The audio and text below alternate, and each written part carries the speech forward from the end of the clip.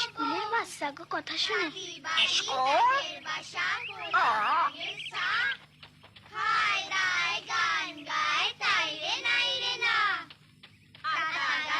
তোতা পাখি ডালিম গাছে মৌ এত ডাকি তবু কথা কয় না কেন বউ। বাচ্চারা এবার একটা গল্প পড়ে শোনাই। অনেক অনেক দিন আগে ছিল এক রাজা আর রানী।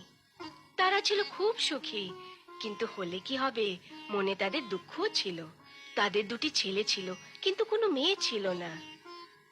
এক রাতে হলো কি, ভীষণ তুফান শুরু হলো। একটা ছোট্ট মেয়ে হঠাৎ এসে রাজবাড়ির দরজায় ডাকাডাকি শুরু করলো, ভেতরে ঢুকতে দাও। বলো তো মেয়েটা কি বলছিল? ভেতরে ঢুকতে দাও। দেখ দেখ একটা টিয়া পাখি।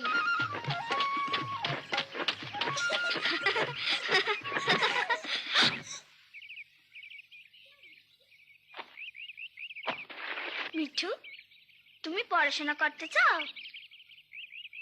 আমি তোমার শিখাবো। আচ্ছা কত মিঠু? আমার নাম মিঠু। আমার নাম মিঠু। শাবাশ।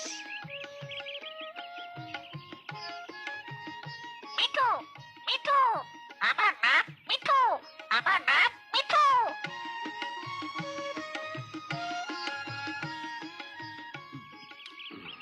কাল রাইতে চোরটা আমার ছাগল লইয়া গেছে।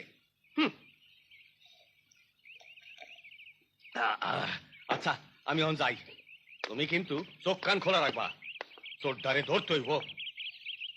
তা করু মাতব্বর সাহেব। সালাম আলাইকুম। তা মিনা এতক্ষণ লাগলো কেন?